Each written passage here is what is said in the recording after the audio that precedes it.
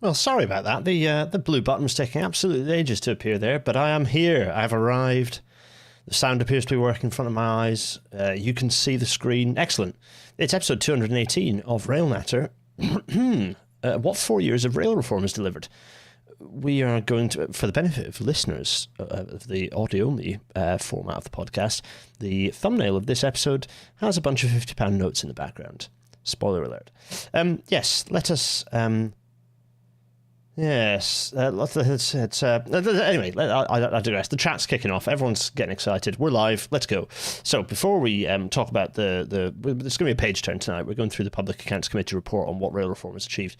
There's a lot in there, and some of the challenges that reform is facing are instructive for whatever happens after the next general election. So this should be a useful, interesting one for us, I suspect. So... the first thing we want to do, though, is look at the latest updates to... We haven't looked at this for a while. How is rail doing on its climb up the hill towards pre-COVID baseline? Not bad, actually. Key point here, this is the this is the data including Crossrail. The data including Crossrail is tipped up into the 90% now, but the data, remember, this is a 28-day rolling average, which is why the numbers, we haven't actually hit 100% on here, is because it's a 28-day rolling average, but actually we've had a consistent run of 100 or over 100% numbers for quite a while now. So as there's a reason that's climbing, is because it's eventually going to be either along or above the 100% mark. And as I point out, the Crossrail excluded, or rather the updated figures, oh no, it's still just Crossrail excluded figures, are over 90%. So they're about 10% below everything else, or below the other numbers, but they're also climbing critically. This is the important thing. So, cars and taxis, bus services. Not much to report really, other than a few major drops in bus usage, which is quite remarkable really. Bus also in the last sort of month or two, it seems there's a complete disconnect between rail, bus and private vehicle. Anyway, there we are. Interesting, I think. But tonight we are here to talk about Great British Railways, or the lack thereof. Great British Railways was supposed to arrive, stupid name, yes, we're talking about BR2, but this was supposed to arrive in March this year, and it hasn't. You might notice there is no Great British Railways. It's still just a transition team. Now, I want to caveat this by saying there are people within the transition team who are doing great stuff. I'm not just talking about the people who I know and I'm friends with who are within the GBRTT, but I have had the pleasure of meeting a few people who are working very hard in the GBRTT to do something useful and make something useful. However, that does not mean that... I suppose actually, yeah, it does not mean that GBRTT is free of criticism. Also, it doesn't mean that GBRTT is where the ire needs to be focused. Actually, they're a team that's been created, and they've had not much to, there's plenty for them to do, but there's also, they can't do anything they're not allowed to do. And the problem is that they have not been turned into an autonomous body yet, which means that they are not able to do very much at all without government saying yes or no or get lost. And that's kind of, I dare say, one of the themes that's going to be popping up in this PAC report that we're going to be looking through momentarily. So, without further ado, good question. I'm just going to flip back. Matilim 2 has asked, why do buses exclude TfL? Because TfL is on a separate column in the DFT data. So I for the sake of simplicity, I just exclude the TfL buses out. So I have three sort of lines there to compare. In fact, let me see if I can just pull up the raw data sheet so you can see what it actually looks like. Yeah, here we go. So let's just pop this up here so you can see. This is what it comes to. You'll come and download it. This is what the data looks like, and the columns are cars, LCVs, so light commercial vehicles, heavy goods vehicles, all motor vehicles, National Rail excluding Crossrail, TfL Tube, TfL Bus, so separate column, Bus excluding London, which is the column that I use, Cycling, which they've discontinued, they've kind of ended. They don't update that anymore, which is a shame. But it was useful, but I dare say it's not hugely useful now because it doesn't paint a very useful story. So I use the bus excluding London because the TfL data itself is combining that data would be statistically incorrect. And while we're here, the two columns let's highlight the two rail columns, yellow. Let's go down to the recent numbers. So where the data's up to date. So that's towards the end of May, and we had a run of. This is what the numbers have been looking like for generally pretty consistently. You're bouncing between hundreds, 90s, 96, 97, 90, bouncing around. Basically, we're bouncing around at the 100% mark. It would be nice to climb over that, frankly. I suspect we might do. If this trajectory is anything to go by, I suspect we will be climbing over that. But let's see what happens. Also it can dip and dive. But critically, is the fact that there's this steady bouncing, the rolling trend for the excluding Crossrail numbers is upwards as well, and so you can see we've had a few days of 90+%, which we haven't been hopping over those that frequently. So the trend continues to be gentle climb upwards for that, which is good. So here, so that's what that is anyway. So hopefully useful. No, let's not save that. So right, everyone, welcome. Good questions, by the way. You know what I'm like. I'm a sucker for people actually. This is actually people going woo for actual open data that's not hidden behind a stupid paywall or some subscription nonsense like we talked about last week. Absolutely, everyone, welcome to tonight's Rail Matter.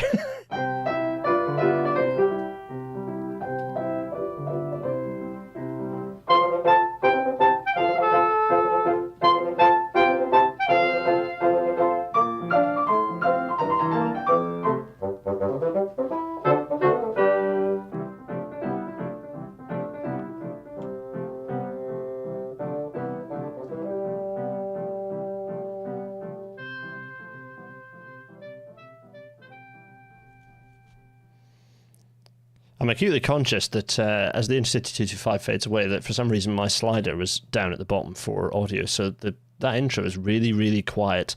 I'll fix that in post for the audio-only listeners, so you don't know what's going on. But everyone, sorry on the YouTube, that was really quiet. You just have to imagine what it normally sounds like levels-wise. Apologies. Anyway, let's do some news quickly. HS2 is finally dead and unlikely to be revived. Yes, the HS2 Phase 2B has been formally scrapped. There was a kind of a sneaky vote in Parliament that happened an evening a few weeks ago that basically hijacked the hybrid bill as it currently is to just sort of build the bit between Manchester Airport and Piccadilly. So it's, messy. People are saying it sounded fine. Oh, that's good. Ellen, no, I don't need a producer. It's all good. Oh, it didn't sound quiet. Oh, that's good. Oh, what? Yeah, okay. That's confusing. I'll see what it looks like in post anyway. I digress. Just kind of slip through the House of Commons to basically end it. So that's HS2 properly and finally dead. What's left being built is not HS2. It's a short. HS2 was envisaged as a Y. It does not work as a short stretch. So it'll be a bit of railway that we can later use to build the rest of the high-speed network we need. But this is not good. What else? This is an interesting one. Angela Rayner, weirdly, released a series of images showing how the party envisages building leafy green avenues across Britain by Create Streets. This was an enormous and horrendous red flag. Do not do anything or share anything. Ideally block or at least mute Create Streets. Create Streets are very bad. Create Streets are a thinky-tanky, shadily funded group that advocate for white, homogenous, privatized neighborhoods that do a lot of fascist dog whistles. Just very, very, very, very, very suspect organization that everyone should be absolutely wary of. For anyone who's not familiar with traditional architecture types, trad arch types, trad arch is like if you're not familiar with the sorts of tropes, it can seem quite benign. It's pictures of nice streets that look nice. They're often pedestrianized. They're often green and leafy, and it's very nice. But you'll notice if you look a little bit closer. In fact, what's telling is when you start seeing some of the rhetoric of firstly, understanding the context within which these groups lie is that they, as in sit within is lots of other accounts that share. I miss the days of proper European architecture. It's like what? We should have more traditional architecture. Modern architecture is degenerate. This sort of thing. Stuff that if you Google it, you might find a higher frequency of hits in and around Germany and Italy in the 1930s. Not the sort of thing we should be affiliating ourselves with. But this is, there are lots of accounts that have lots of accounts that have. No, I generally don't do face cam during the news. Actually, Payadar Baker. I can't explain why. Yes, exactly. Utopia always looks good only if your face fits type people. Yes, this is Return with a V type folk. A distinct lack of tree line in that picture. Anyway, the Create Streets. So this is part of the strange, some of the stuff that Rayner's been saying as part of this homes thing. Only attractive homes would be allowed in the party's building blitz. What? No, just build. Don't decide. Why is central government having any say? Let local authorities decide what houses should look like. It should not be the business of central government. I live in a modern style house that has not been built to the horrible small window standards of modern cheap and cheerful developers. Generally, I found the best looking housing is the housing that's had a greater level of local authority involvement. It's the case for some of the housing that's in Nottingham that's popped up. There's housing that's popped up. Actually, in York, there's some local authority housing that's very attractive. And when I say very attractive, I mean not horrible. Sort of post-Thatcher era kind of copy-paste, cookie-cutter, cottage sort of wimpy homes type stuff. The reason that looks awful is not because it's modernist architecture, of which no such thing really exists other than a very specific case, which isn't what these lot are referring to anyway. It's actually the fact that it's cheap, it's nasty, and it's designed to look a bit like a cottage with tiny windows. So the idea of central government having any say over architectural form of housing is suspect in the least. But the issue with this is Create Streets. If you want to understand Create Streets, here's Create Streets. This is their website. I'm going to just point out, I've got my mouse on because I'm going to use the PDF, so rather than drawing, I'm going to wiggle my mouse around. Notice this thing over here. It's a little autonomous pod, and you'll start to understand the sort of people who Create Streets are and are involved in. Yeah, okay. Also, you'll see this is pastiche, and it's horrible. I hate pastiche. Pastiche is it's like nostalgia architecture. It doesn't serve a purpose. If these buildings look like this and exist now, which they don't. These are brand new. If the buildings are kind of exist in place, great. The other thing is everyone's middle class, everyone's white. This is all very much kind of almost like gated society type arrangement.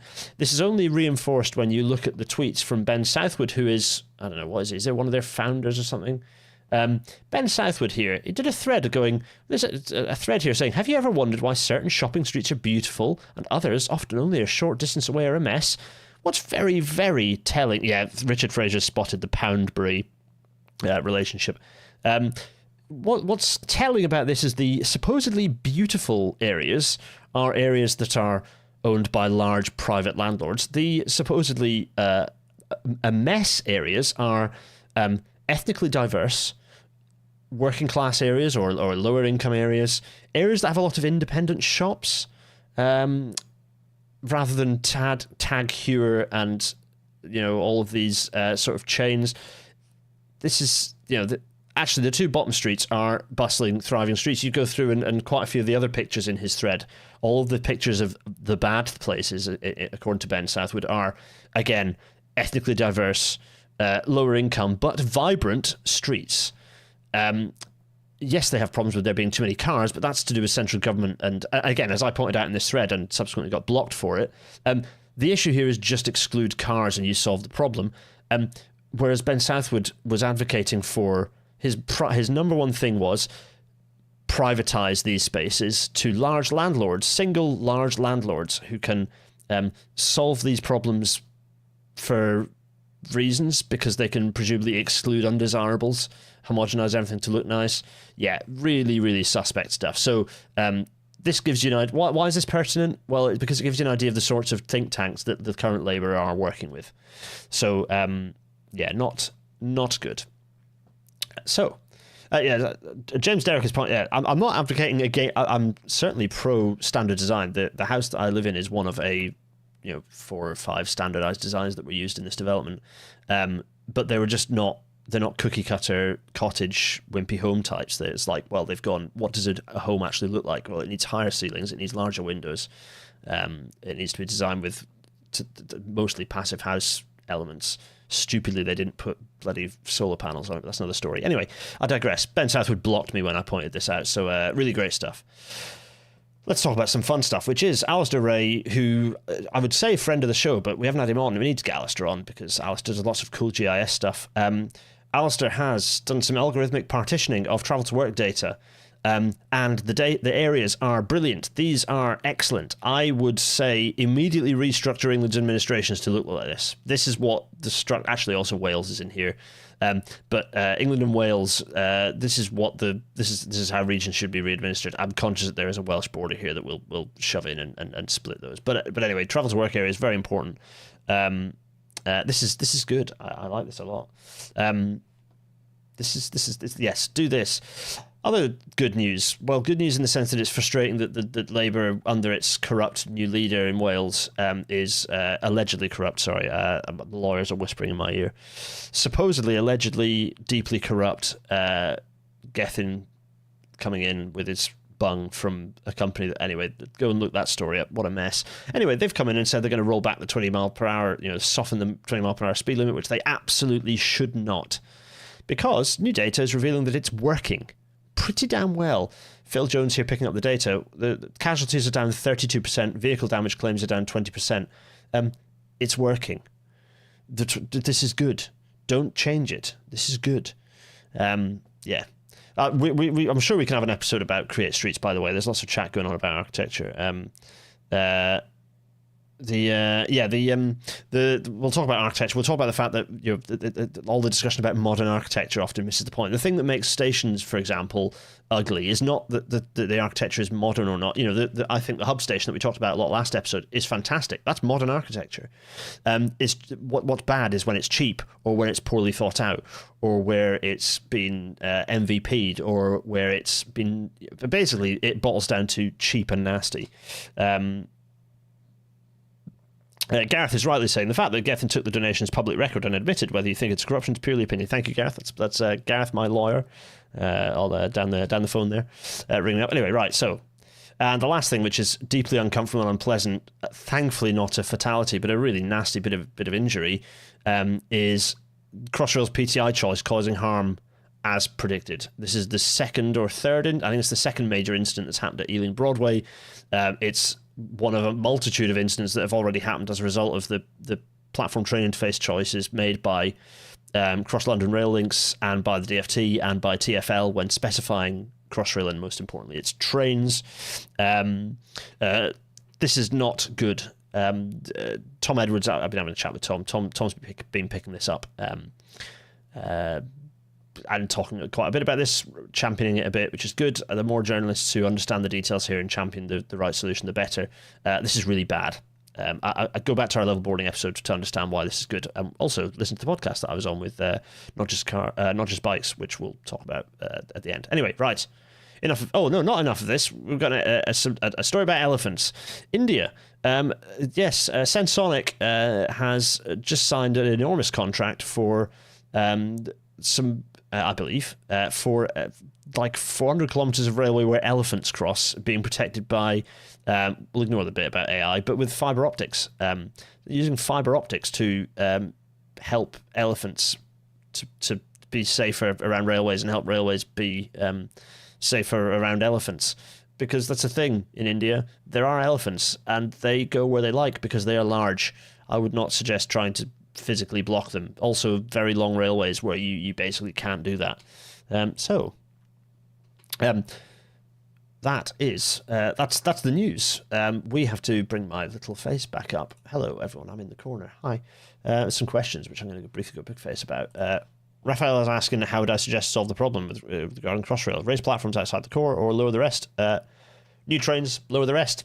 Very expensive, but you cannot raise platforms outside of the central section unless you completely exclude other trains. So that would mean basically entirely segregating the Crossrail tracks and platforms so that only Crossrail trains would run on it, creating an entirely segregated system, which I don't believe is operationally possible on the line. I just don't think it's possible to achieve that on the lines that the Crossrail run on, either on the Anglia side or on the Great Western side. I just don't think it's possible.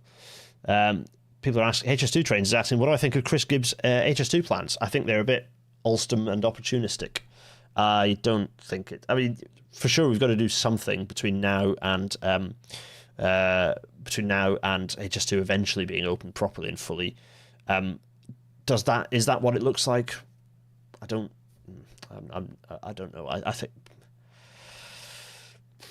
I think the better thing to do is to just be running, is to procure all the HS2 trains, and people will quickly realise what a mess it is. I don't know what the right solution is, but I'm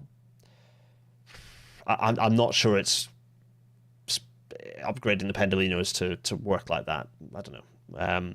Yeah, Simon Zev Kendler, as someone who knows that area very well from moving the important things, goods, freight around, definitely not possible is what Simon has to say. Yeah, as I expected. If you want to understand the Crossrail thing, go back to the level boarding episode from a while back, and also maybe we'll do an episode on it again if you're particularly interested. But I continue to be like, nothing new. Yeah, there's no new story here from my perspective. I've been talking about Crossrail having absolutely completely this up from back in 2017 and before then, behind the scenes, but publicly from 2017 onwards.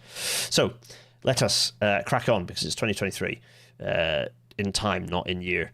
So back in episode 63, we talked about the Williams-Shapps Plan for Rail. That was 3 years ago. What's happened? Nothing. And as a result of nothing happening, the Public Accounts Committee have published a report talking about what has happened or what hasn't happened, what some of the challenges are, and what we can learn from them. And I think it's well worth us having a flick through, not to mention the fact that a lot of money has been spent not necessarily achieving that. But I have to be honest, I care less about that. You have to spend money to create a good organisation.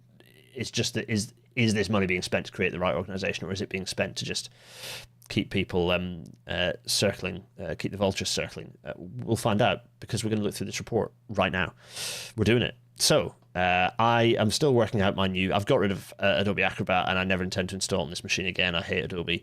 The only Adobe product I'm now using on this machine is a cracked version of Photoshop from God knows how many years ago. It's CS3 for the Photoshop nerds out there.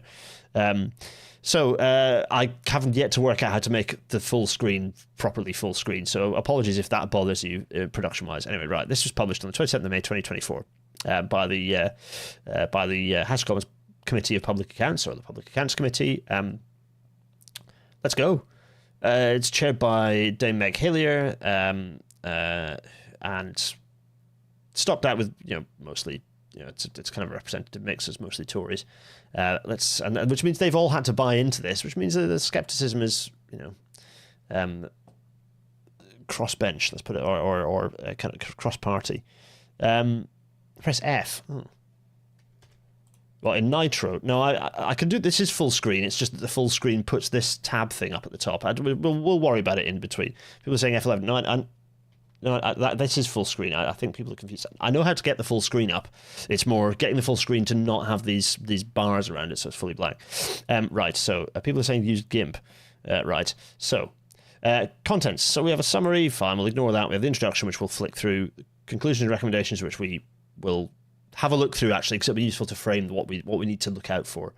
And then we'll look at those two sections: implementing rail reform, so the progress. Better deal for passengers and taxpayers, which I raise an eyebrow on that, because for me the incentive isn't better deal. Money is not the right incentive for understanding the rail industry and what it needs to look like. More on that with the book. Accessibility, which is a really important thing they've picked up on. Making progress without legislation, so seeing what could have been done. And then the minutes, which we can ignore. Witnesses likely. I've could have done more appearances of myself on things like this, and things like there's a really good, almost set up for me, Transport Select Committee inquiry about strategic planning that I just couldn't get. I just didn't have time to create evidence for with all the other things. So I sadly not had a chance to get stuck into these. But This is good, and I'm keen to. I hopefully will pick up momentum again, in that I can start getting involved in more of these parliamentary sessions and submit evidence and go to Parliament and wear trans colours to piss off all the, go and stand as close to Rosie Duffield as possible, wearing like a full suit made of the trans flag, which I would love to actually. Can anyone make me that? That would be great. Anyway, fun fact: many taxpayers travel by rail. Martha, wonderful to have you along. Martha, that's surely not true. Anyway, right, let's get on with it. So, summary, we can ignore that. Introduction. DfT has overall responsibility for the railways, but the way the rail system works in practice is complex. Okay, we know all this, fine. 2021, Department publishes white paper. Yeah, we know this. By October 21, Department set up its rail transformation programme to deliver reform and created a GBR transition team. Yep, fine. Between autumn 2022-23, changes to ministerial and government priorities resulted in delays in the schedule for legislative euphemism, if ever I read one, in the schedule for legislation to enable the establishment of GBR. In November 2023, the government confirmed such legislation was not expected to be introduced in the current parliament. Boo. So that's the context. We know that. I could wear a transport. You can't wear a hoodie in. You cannot wear a hoodie in Parliament. I'm afraid it needs to be a suit. You want people to take you seriously, and the last time I was in Parliament, I was wearing my blue suit with pink, and with a light blue. I wore the trans flag colours. That was. I intend to repeat that exercise next time I'm there. Anyway, right. Conclusion recommendations. So we have 1, 2, 3, 4, 5, 6 recommendations. Let's quickly read through those. Let's just have a look through the bold text here. It's been 6 years since the department identified the need for a route and branch review of the railway, but it has achieved very little in this time. Well, that's their words, not mine. Recommendation 1, the department should set out as soon as possible during the next parliament how and by when it will successfully deliver the reforms that are urgently needed in the rail sector. Yeah, there's no target in the Labour, other than as contracts expire. There's nothing about how they're going to deliver the new organisation, and there should be. There's been too little focus on passengers and taxpayers and how to get them a better deal. Well, this is a poop recommendation. It's not hugely useful. Passenger experience, yes. Performance, absolutely needs to be improved. Nothing about freight here, I notice. It's disappointing to hear that it took a pandemic to make the department seriously focus on making efficiency savings and changes to improve services. That's mostly HMT not wanting to touch anything in case it makes a difference to their to their revenue. There's a reason why stasis is a thing in the industry. It's because DfT and HMT just don't want to risk. They're all the spinning plates. They don't want to risk them all toppling over, which is why nothing ever changes, which is not good. This is why involving the private sector is bad, but also having the involvement of HMT, which tries to behave like the private sector for reasons that we will get into in building the history for the episode of Archipelago, which will happen after this, and all of the episodes to come. I've built up quite the extensive history of PFI in the UK, and I didn't realise quite the extent to which it was embedded into not just Treasury but all other government departments. So that's going to be an episode because crikey. Anyway. Remember to at me, by the way, if you have queries. So let's keep going. So that's recommendation 1. Recommendation 2. Recommendation 1. Recommendation 2 is in 2 parts. The department should commit to producing a specific passenger-focused plan that's clear to passengers what they should expect from travelling on trains following rail reform, including clear targets that train operators are expected to achieve. Well, hopefully there won't be any train operators, but anyway. The department should work with HMT, Treasury, to resolve the disincentives in the system so that it can bring the level of government subsidy on passenger services to a sustainable level and improve value for money for taxpayers. The department should set out in its Treasury Minute how it is addressing the disincentives ahead of the next Parliament and full rail reform. I don't like that. It's not useful to think of this framing. What this does is gets people hiding in a little circle, concentrating on themselves and their body rather than getting on with making the rail industry better. Okay, so the next bit. It is unacceptable that so much of the rail network remains so difficult to access for so many people. Absolutely. Recommendation 3. The department should fulfil its commitment to improve access to the rail network for all who wish to use it and does not need to wait for further consultation or legislation to make improvements to station facilities and train services. It should report back to the committee alongside the Treasury Minute on its plans and timetable for when stations and trains will be accessible to all. Good. That's a strong recommendation that they can be held to account against. Next one, 4. We are not convinced that the department has paid sufficient attention in advance of the delayed creation of GBR to the changes it can make now to improve the situation for passengers and taxpayers. Now, I wonder who was asking Andrew Haynes questions like this 2 years ago. Simon, if you're watching this, you watched me ask the question, in fact, of one of your bosses. I said, why isn't more being done within the elbow room of current legislation to make this change? And Andrew Haynes' answer, I can't tell you because it was Chatham House rule, but you have to go and use the TARDIS and go back and watch. Basically, the answer was basically like, because I'm not allowed to by Cabinet, by Number 10, and by Treasury, and by the DFT. Yeah, I hate the way... Martha, you and I share this. I'm going to read your quote out, but I'm going to steal it and say the same thing, because I absolutely hate it. I hate the way taxpayer gets invoked rhetorically. Yeah, it's the same. It's like, no, taxpayers primarily want to not burn alive because the planet's, because entire suburbs are bursting into flames in 45-degree heat. And also they want to get a train. The fact that their taxes go towards it is probably something they advocate because their taxes already go to it. So, yeah. Right. Recommendation 4 on this point is the department needs to make tangible, visible progress in implementing reforms which improve outcomes for passengers and taxpayers. Its Treasury Minute response should set out what passenger improvements and outcomes it has delivered and an update on the savings it has made from rail reform in this interim period and how it has made these savings. Right. Okay, 6 years since the department started work on rail reform, it has failed to resolve fundamental disagreements and clarify key aspects of reform. This is the juicy bit. We'll get into this. The department acknowledges that while its white paper set the broad direction for some areas of reform, there are still disagreements with, Treasury and other stakeholders in some important areas. Unresolved issues remain regarding the extent of GBR's role and responsibilities, including level of independence and ability it will have to be a guiding mind for the railways. Basically, Treasury don't want it to have any power whatsoever. DFT don't have any power or strength or will in this position. They're hoping possibly that Hines might fight the corner more vigorously, but there's a lot of cowardice within DFT. And I suspect, and when I say cowardice, I don't necessarily mean on an individual basis, but a collective cowardice through, all the blood dripping off the vampire teeth of the Treasury people and kind of landing on their shoulders, nose, getting in their eyelashes and that sort of thing. Probably is an intimidating factor, a confounding factor, one might say.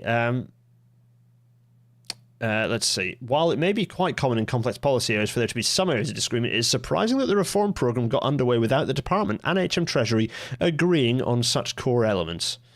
It remains to be seen how in practice GBR will balance providing a guiding mind with stepping in and directing stakeholders to a specific course of action when required. Yeah. Recommendation 5. The department should urgently resolve disagreements ahead of taking forward reform in the next Parliament. Its Treasury Minute response should set out what areas remain to be agreed and how it and HMT plan to resolve these. The department has failed to engage with the workforce to successfully deliver its reform ambitions. Absolutely. The Williams Rail Review involved extensive consultation with trade unions and workers across the railway to understand their perspectives. However, while the department expects to implement significant reforms through the workforce, officials have had little engagement with the workforce on rail reform. The absence of such engagement means that the department risks not having a full understanding of the challenges and practical realities faced by staff on the ground responsible for implementing the reforms. Network Rail notes that it improved productivity through engaging with its workforce, reaching agreement on modernisation measures and changes in terms and conditions, saving around £750 million ish. There's a lot of that sentence is doing a lot of work through engaging with its workforce by forcing them out on strike quite a few times by not actually engaging properly with them. Yeah, quite. The department should meaningfully engage with the workforce in order to implement its reforms successfully. Yeah, fine. It should set out how it's going to do that. Okay, so that's, if this episode ended now, that's my quick-fire summary of the key points. So let's just quickly go through. There are 6 points there. Point number 1, nothing has been achieved and there's no timeline. Point number 2, not enough focus on the users of the railway. Let's put it that way. Let's kind of slightly deframe the way they've put it, but not enough focus on the users of the railway. Ignore their bullshit about taxpayers and the lack of mention of freight. Point number 3, accessibility. Point number 4, not enough being done within current legislative framework. Point number 5, Treasury. get Treasury to agree or make a fuss about the fact they won't agree. And point number 6 is engage with workers. So actually, those are 6 pretty reasonable points, I think. Even if there is some rhetoric within the, there is some, Hillier and the authors of this using some somewhat Treasury brain language. I would still buy into those 6 for sure. So, implementing rail reform. So I'm not going to read this. I'm not going to go through and read the whole lot here. Let's this is the overall practicalities. We're going to try and pick out the key thing I want to talk about is the Treasury disagreement, and understand some of the specifics around that. This is an interesting paragraph. Government and industry reviews of the railways over the past 2 decades have identified similar problems to the Williams Review. We asked the department why these reviews had failed to lead to improvements. It said that reviews have not always looked at the whole of the railway in its entirety as a system, and that improving the performance of the railway both financially and for passengers requires an examination of the whole system, which is what the Williams Review did, and which is how its current reform programme is focused. The department told us about its hopes that this is a sustained programme that will drive reform to some genuinely significant outcomes for passengers and taxpayers. Like, why are passengers and taxpayers different? I hate. Stop referring to taxpayers like this. It's such nasty rhetoric. Not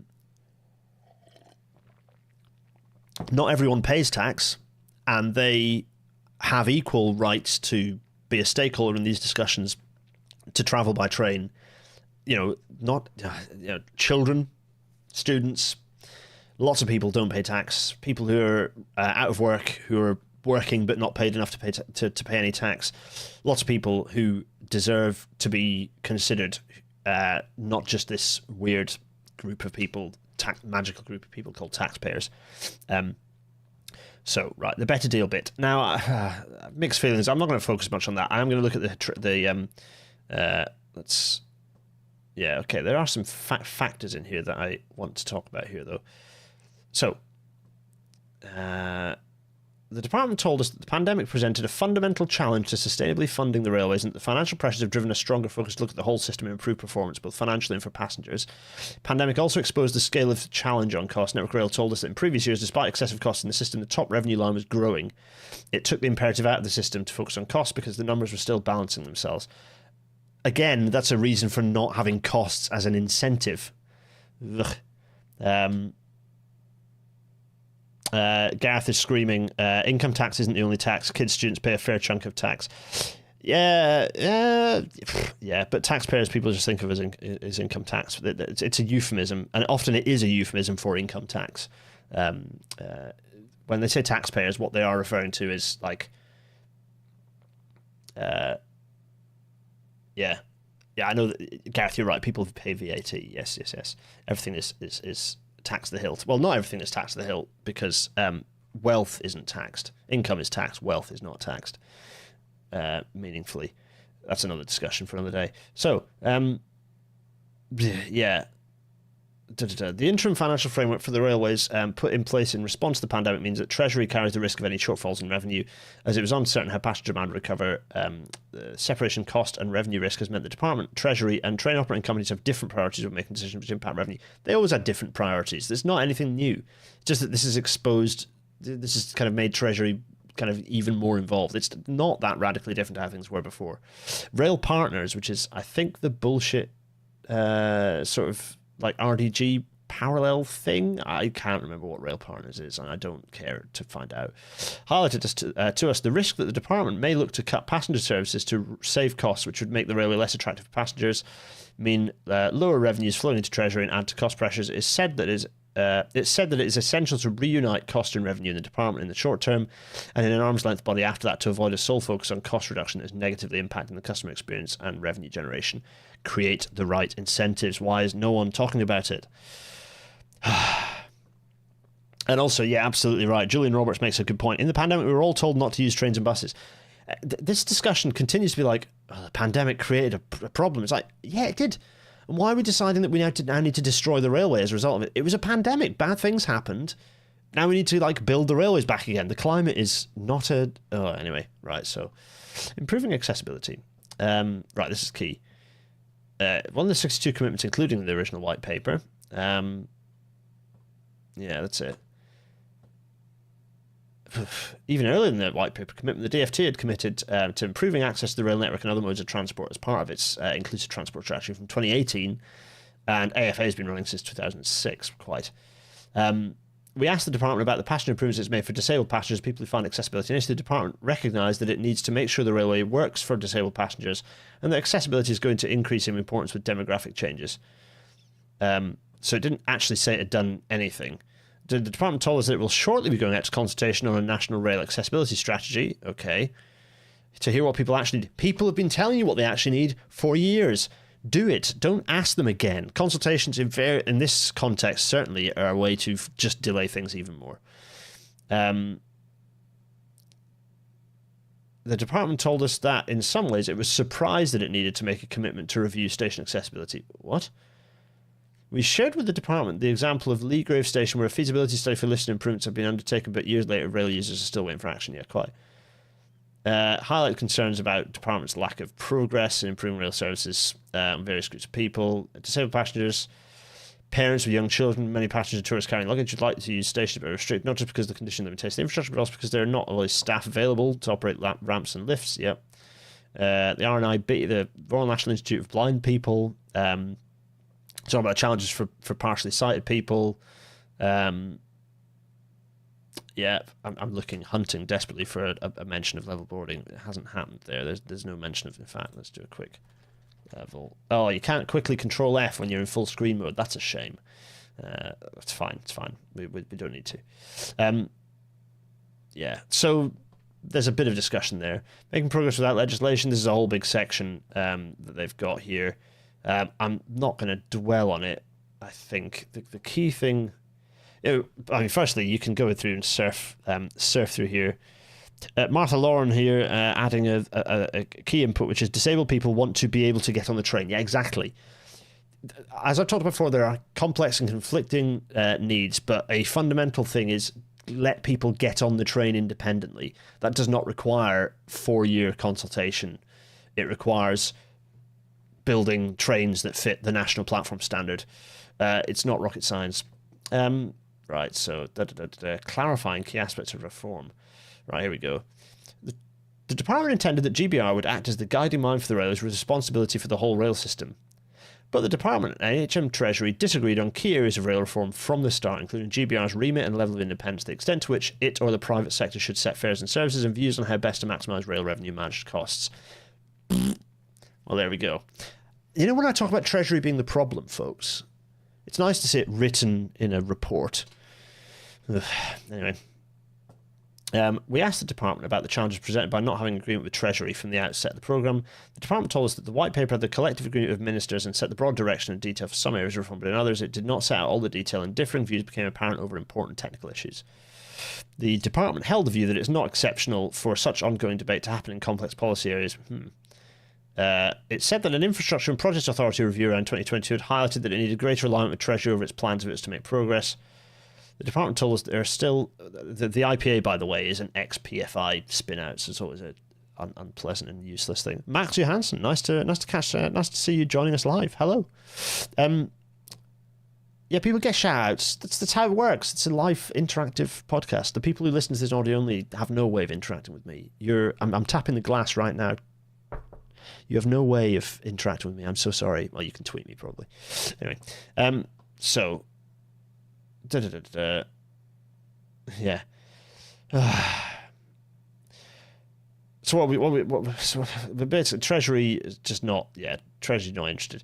Department told us there are still outstanding issues for discussion with Treasury around GBR's responsibilities and level of independence, and the future commercial model and the extent to which the private sector takes more of the revenue risk. They shouldn't be taking any of the revenue risk. The private sector does not need to be involved anymore. Certainly not on the front level and for the major organisations. What else here? Network Rail's view... we asked the department for its views on the current commentary on GBR and the balance between acting as a guiding and directing mind. The department said that it's important to find the right balance between the guiding mind and who is guiding, but also who is prepared to stand up and take the accountability to fix those things. Network Rail's view was that in an increasingly devolved United Kingdom, the idea of a central directing mind telling people in Scotland, Wales, London and other mayoral authorities what sort of rail service they can have would not be acceptable. Rare W for Network Rail's assertions within within one of these, because absolutely spot on. Is that possibly Haynes saying that? It might well have been. I don't know. Anyone who paid attention to these evidence sessions, in fact, the witness evidence is in the back of here, but that's a win. That's absolutely spot on. It's just not acceptable for there to be a directing mind over Scotland, Wales, London, the mayoral authorities. Those should be devolved. Absolutely spot on. Reviews by the IPA and the department in early 2023 found the Rail Transformation Board's governance was confused, accountability is unclear, and there was not agreement across stakeholders on the scope and delivery approach of the programme. Fab. Fantastic. And then the last section here, well, not the last section, one of the sections here about engagement of the workforce, which, to be honest, I don't think needs dwelling on. We know how much of a shambles that's been because we talked about it loads.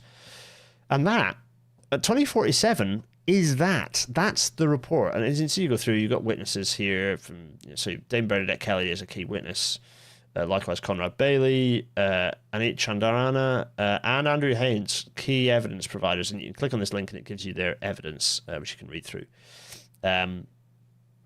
I'd have loved to have provided more written evidence for these to be considered. But anyway, no, that's that. So that's the report. It's time to do some chats. Right, so let's go for let's go for Big Face, because there's quite a bit of stuff going on. Because let's see your thoughts. So let's see, paragraph 19, pure Sir Humphrey. All right, so at me if you have queries and questions. By the way, I feel irritated by the public government championing private money. Yeah, it's a standard thing in the UK, I'm afraid, now, Raphael. Private revenue risk will always be laid on the state, absolutely, unless we decide to let the trains go out of business. It's the folks, this is the can it go bust rule. I've talked about the can it go bust rule a lot. I need to make a t-shirt for it, sure. The can it go bust rule is, if it can go if it cannot go bust, it should not be held by private hands. It should be a state entity. Nooker is saying Haynes said that and Green Signals disagreed. Green Signals are going to disagree on loads of stuff to me, because Green Signals are have a very different view of the world, and so Green Signals and I will agree on some things, certainly, but there are plenty of things where we very much do not align. And absolutely, I dare say the involvement of workers in the process and the involvement of better structures of democracy, absolutely relevant as well. I've talked about how I think the devolved bodies fit in with the bigger picture. We talked about it in the 30 years past episode of 30 years since RA97 episode, like 10 episodes ago or something. We talked about that and how that can work, and the fact that the city regions need to be able to take as much or as little control as they want to. And it might be that they let British Rail run everything and they just stick their logos on the side of the trains. It might be that they get the funding to completely segregate their rail network and create a totally segregated system that they run entirely themselves, track, trains, operations, the whole lot, and everything in between. Giel is here. Hi Giel. Good to see you. Right, so here we go. Various other bits and pieces coming through here. Michael C. I think it was Haynes, as I heard them speaking about it on Green Signals. Absolutely, and they were disagreeing. Yeah, thanks, Michael C. Yeah, 50 quid. Those links rot within 12 months. Thanks, Ella. Knocker is saying, how much of this might be fixed by Labour and Louise Haig's plan? Not a huge amount. Pretty much all of these conflicts absolutely exist, except that we will have a Treasury and a Chancellor of the Exchequer who, if anything, are even more rigid on this stuff than we have now.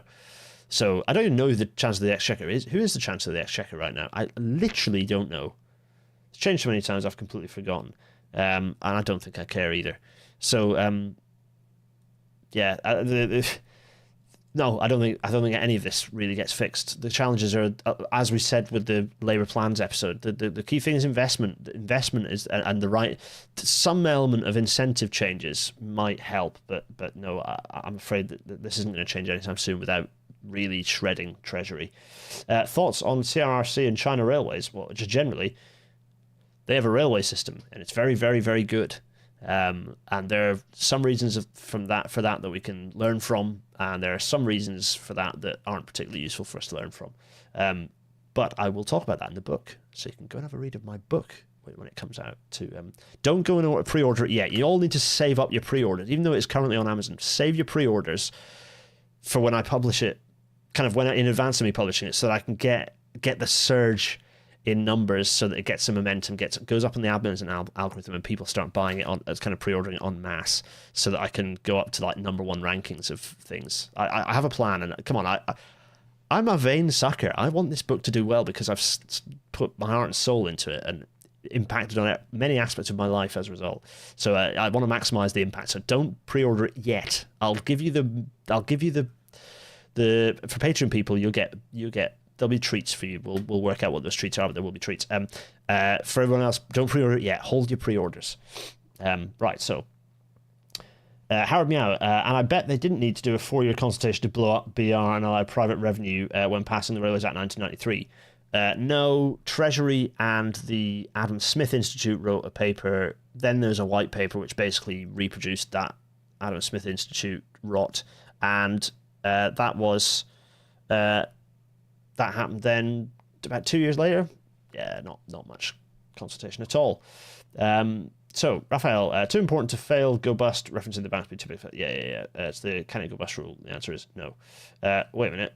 Max had asked a question. The way private railways worked in Sweden was arguably privatising risk and socialising profits, which is why they haven't been privately owned since the 1940s. Yeah, Sweden's railways are a mess for various reasons. It's slightly different ways to the UK, but in quite a few similar ways as well. Bin open access, yes. Get rid of open access, for sure. Jeremy Hunt is the... Oh, yeah, he is, isn't he? Oh, that little... Yeah, true. Got to be careful when we say that name, don't we? I don't want to know who the current Chancellor is. He couldn't be worse. Oh, he could definitely be worse, but he's pretty bad, yeah. Will you remember to put the link to the document in this description? Yes, I'll try to. Let's go down. So the next question, everyone's saying Hunt. Heel is saying, opinion on the E320s and the Eurostar Pass being used for Amsterdam, Brussels, Paris from Saturday. That's fun. I'm all for that. Will there not be a not Amazon option? Yeah, there'll be loads of other options as well. Part of the advantage of doing it through Amazon is that it bumps charts, but Amazon is evil. So if I'm torn there because I want as many people as possible to buy the book. But also there will be ethical options available. We live in a society. What can I say? We cannot escape. It's like saying, "Oh, you're a socialist, but you use a mobile phone built by, indentured servitude in China." It's like, well, yeah, I do, but I'd rather that wasn't the case. Anyway, right. So, do we have to be careful? Who has to be careful? Who has to be careful? Let's see. If you ask me, Jeremy C is the worst possible person other than Rishi, the Tory party, who they could possibly impose as Chancellor. He is a very, very, very bad person. Will we have an audiobook featuring maximum ASMR, Gareth? You might do. I definitely going to do an audiobook because I like reading things and it gives me an excuse. I don't know how I'm going to do it. Why is open access bad? Doesn't it provide an affordable service for cross-country travel? Absolutely not, no. Do we have to be careful over... I see what you're trying to do, using as many words that start with a C in the same sentence as Jeremy Hunt's name. Well, firstly, the format of the show would allow me to use that word and it would be okay. Secondly, I have a beeper, so I can say Jeremy Hunt as many times as I like. Sorry, yes. So I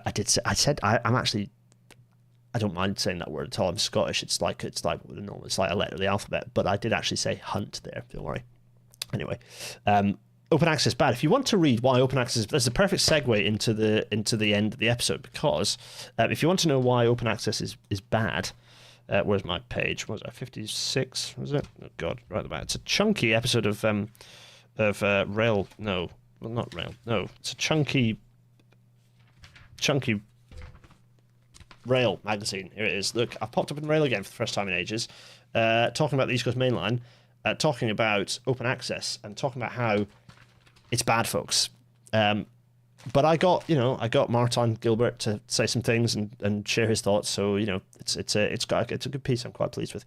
Go and have a look. Anyway, right. Everyone, thank you for listening in audio only format. An absolute pleasure. I will see you all next time. Have I put the last episode up? Oh, I bet I bloody haven't, have I? Oh, I'm so sorry if I haven't. It will be up, as this one will be. It's just evenings and finding time in evenings. Green Signals agrees with me on open access. Yeah, I figured they might do. That might be a thing that they agree with me on. Patreon.com/Gareth for Loose Change and Abuse. No, that's not Loose Change and Abuse. That's where you can subscribe on the long-term basis. Although it's very cheap. It's £1 if you want. Or you can pay £2. Or you can pay £30. Or you can pay... What's the really big one? I think there's a 10,000 quid or certainly a 1,000 quid one that's specifically for Elon Musk. And I'll tell everyone that Hyperloop is real and good if he pays that. Patreon.com/Gareth Dennis is for that. GarethDennis.uk/merch for the merchandise. GarethDennis.uk/Discord for where this chat continues ad infinitum, which is very pleasing. And PayPal.me/Gareth Dennis is where you can do Loose Change and Abuse. In 15 to 20 minutes, there will be some fun going on, but we're going to talk about that in a second, because first we're going to talk about me being on Nebula, which is where all the cool kids are at now. It's a cool model of... I'm not actually moving to Nebula. This is just... I was on an episode of Not Just Bikes' podcast, which is The Urbanist Agenda. I had a lovely chat with Jason about level boarding, in fact, pertinent to discussions now. Strongly and vigorously... Oh, people are asking which Rail magazine it was. It's issue 1011 of Rail magazine. It's gone up bloody $4.85 for a copy now. Good grief, that's like double the price when I first started paying for it. I subscribe still, even though I'm a writer for them. I was supposed to get a free one. They never quite got around to organising a free subscription for me. Anyway, I digress. Go and listen to this. Oh, by the way, so if you want to go and subscribe to Nebula, here's a good excuse to. But also, this will be coming out on normal podcasting platforms, I think, in like a week. So you get early access on Nebula, but then it follows on the normal platforms kind of a week later. So you can all go and listen to this the normal way later. In a bit, by which I mean in like 15, 20, 30 minutes, it's going to be an episode of the Archipelago series. It's episode 75. We're going to be momentum behind this and trying to move some months forwards. So the Archipelago series is continuing unabated. We are there's much to happen. There's actually a lot of railway construction going to be going on over this episode. I think there's quite a bit of extra stuff to be doing, which we're going to be playing around with, which should be fun. Yeah, so join me for that if you want a relaxed look at me building railways. Then this is the series for you. There's good grief, is there so much of this that you can watch. If you don't know what it is, come and join and see what's going on. And next week, I haven't put a picture in the background, but this is what the next week's episode will be. It'll be a quick pre-record, I think, because next week is Rail Live week, so I'm not around. So I'm actually going to go on a journey to do a bit of recording, to do a bit of a quick... There's going to originally be a much better episode, but for very good reasons, that episode hasn't quite manifested. It will, though, and I promise you it will be brilliant, and I cannot wait. I'm so excited about that episode.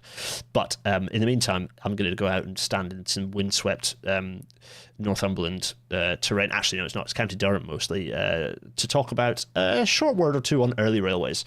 There will be a proper, beautiful, edited episode on the development of the railways and how we got the modern railways, which will go out at the start of next year as part of the 2025 stuff, to sort of set the record straight on how the railways actually came about. The story that isn't necessarily told that commonly.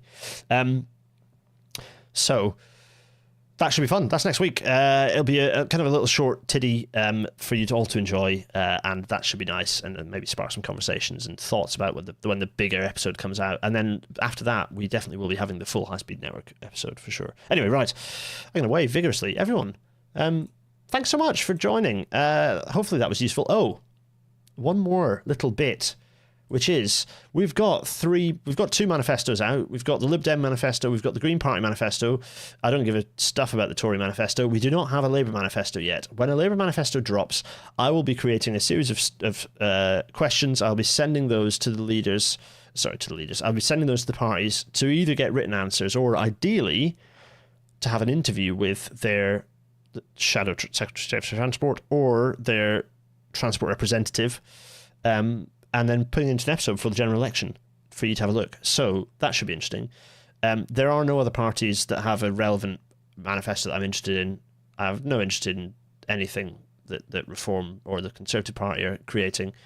I barely have an interest in... Well, I do have an interest in Labour's because they're going to be the next government, so it's important for us to look at that. And to be honest, there aren't any other parties that I'm interested in either. So these three are the important ones. Let's have a look. Let's see what happens. Anyway, right, so now I can show you my enormous face and say goodbye. No, everyone, thanks for that. Absolute pleasure. That was about an hour's episode. Look at that. Crikey. A joy. Everyone, you take very good care of yourselves, and I'll see you in 2 weeks' time, live, and in a week not live, and in half an hour if you want to watch me build railways. Cheerio!